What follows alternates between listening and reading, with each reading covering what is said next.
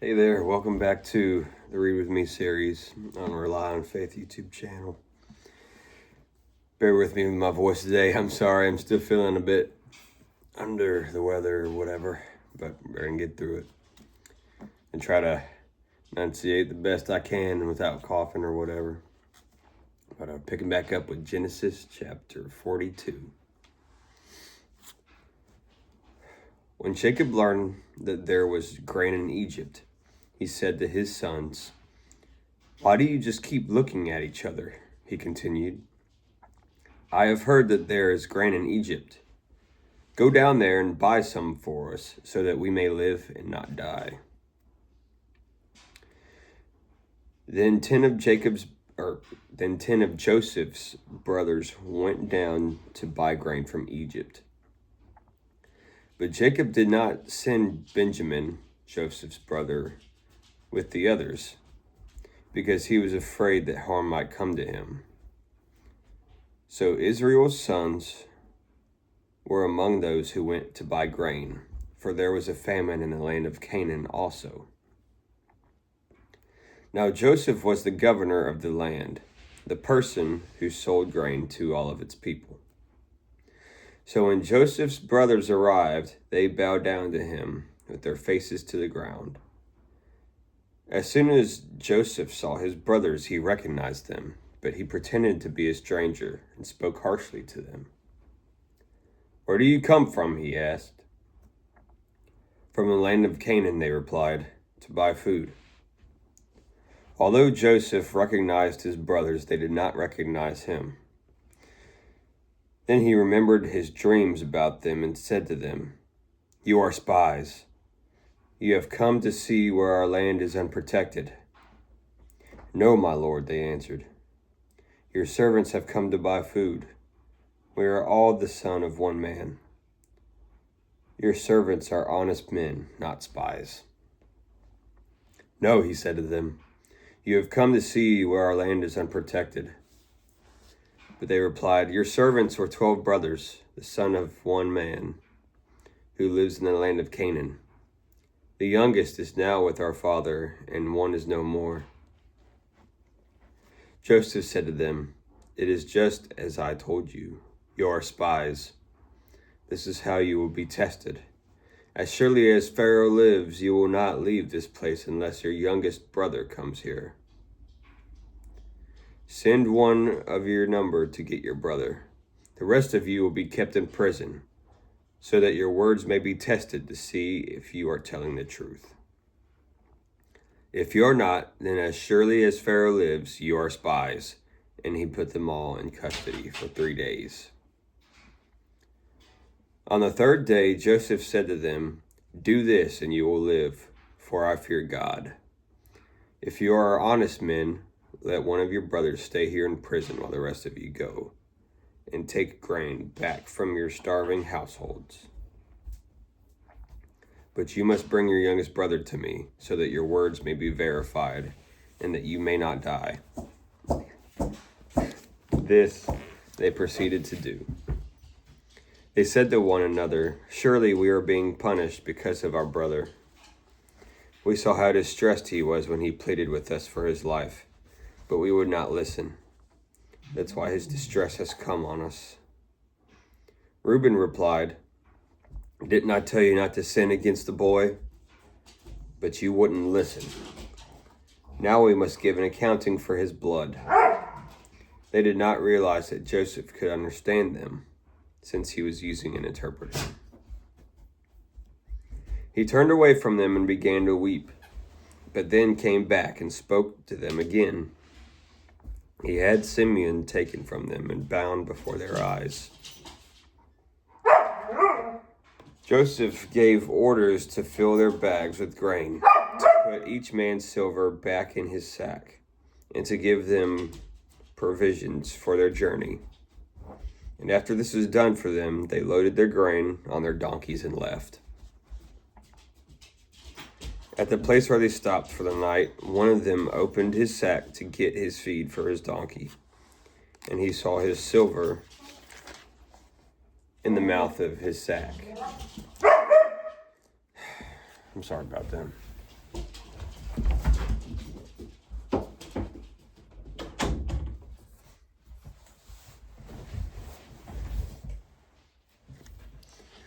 My silver has been returned, he said to his brothers. Here it is in my sack. Their hearts sank, and they turned to each other, trembling, and said, What is this God has done to us? When they came to their father Jacob in the land of Canaan, they told him all that had happened to him. They said, The man who is Lord over the land spoke harshly to us. He treated us as though we were spying on the land. But we said to him, We are honest men, we are not spies. We were 12 brothers, sons of one father. One is no more, and the youngest is now with our father in Canaan. Then the man who is Lord over the land said to us, This is how I will know whether you are honest men. Leave one of your brothers here with me, and take food for your starving households and go. But bring your youngest brother to me, so I will know that you are not spies, but honest men. Then I will give your brother back to you, and you can trade in the land.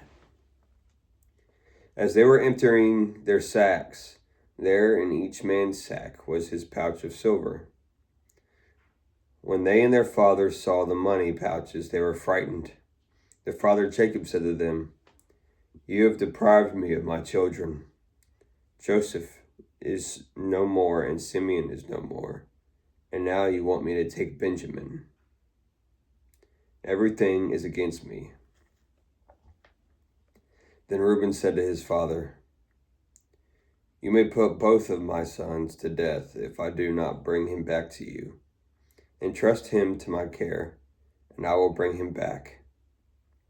But Jacob said, My son will not go down there with you. His brother is dead, and he is the only one left. If harm comes to him on the journey you are taking, you will bring my gray head down to the grave in sorrow. Chapter 43. Now the famine was still severe in the land. So when they had eaten all the grain, and they had brought from Egypt, their father said to them, Go back and buy us a little more food. But Judah said to him, The man warned us solemnly, You will not see my face again unless your brother is with you. If you will send our brother along with us, we will go down and buy food for you. But if you will not send him, we will not go down. Because the man said to us, You will not see my face again unless your brother is with you.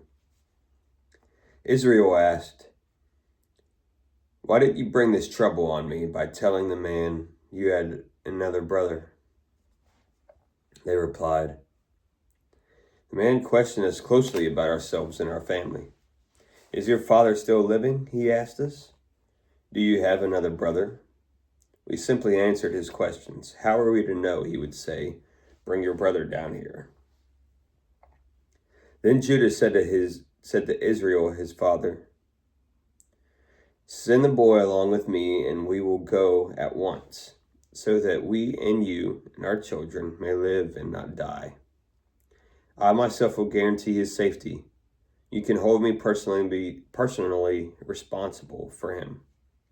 If I do not bring him back to you and set him here before you, I will bear the blame before you all my life.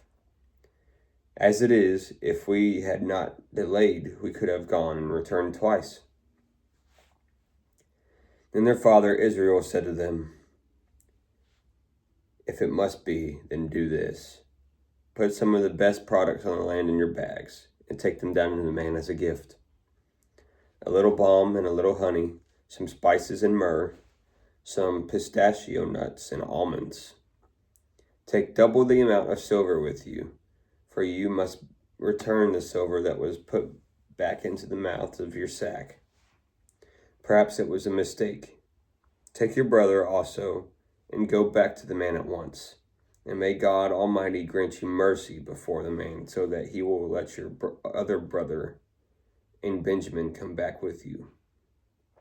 As for me, if I am bereaved, I am bereaved." So the men took the gifts and doubled the amount of silver, and Benjamin also. They hurried down to Egypt and presented themselves to Joseph. When Joseph saw Benjamin with them, he said to the steward of his house, "Take these men to my house, slaughter an animal, and prepare a meal. They are to eat with me at noon." The man did as Joseph told him and took the men to Joseph's house. Now the men were frightened when they were taken to his house. They thought, "We were brought here because of the silver that was put back into our sacks the first time. He wants to attack us and overpower us and seize us as slaves and take our donkeys." So they went up to Joseph's steward and spoke to him at the entrance to the house. "We beg your pardon, our lord," they said. "We came down here the first time to buy food. But at the place where we stopped for the night, we opened our sacks and each of us found his silver, the exact weight in the mouth of his sack. So we have brought it back with us. We have also brought additional silver with us to buy food. We don't know who put our silver in our sacks." "It's all right," he said. "Don't be afraid. Your God, the God of your father, has given you treasure in your sacks. I received your silver."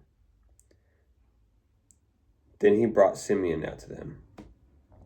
The steward took the men into Joseph's house.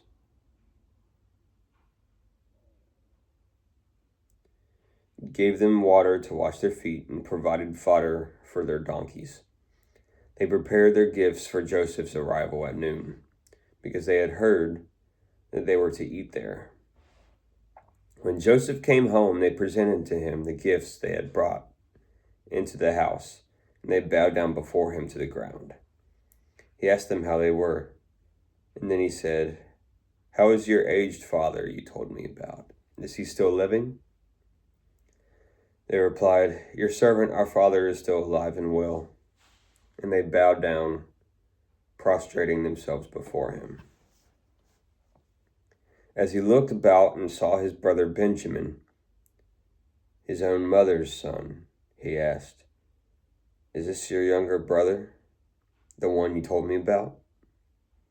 And he said, "God be gracious to you, my son." Deeply moved at the sight of his brother, Joseph hurried out and looked for a place to weep. He went into his private room and wept there. After he had washed his face, he came out, controlling himself, said, "Serve the food." They served him by himself, the brothers by themselves, and the Egyptians who ate with him by themselves, because Egyptians could not eat with Hebrews, for that it is detestable to Egyptians. The men had been seated before him in the order of their ages, from the firstborn to the youngest, and they looked at each other in astonishment. When portions were served to them from Joseph's table, Benjamin's portions was 5 times as much as anyone else's. So they feasted and drank freely with him. That's the end of chapter 43. We'll pick back up with chapter 44 in the next one. Thanks for watching.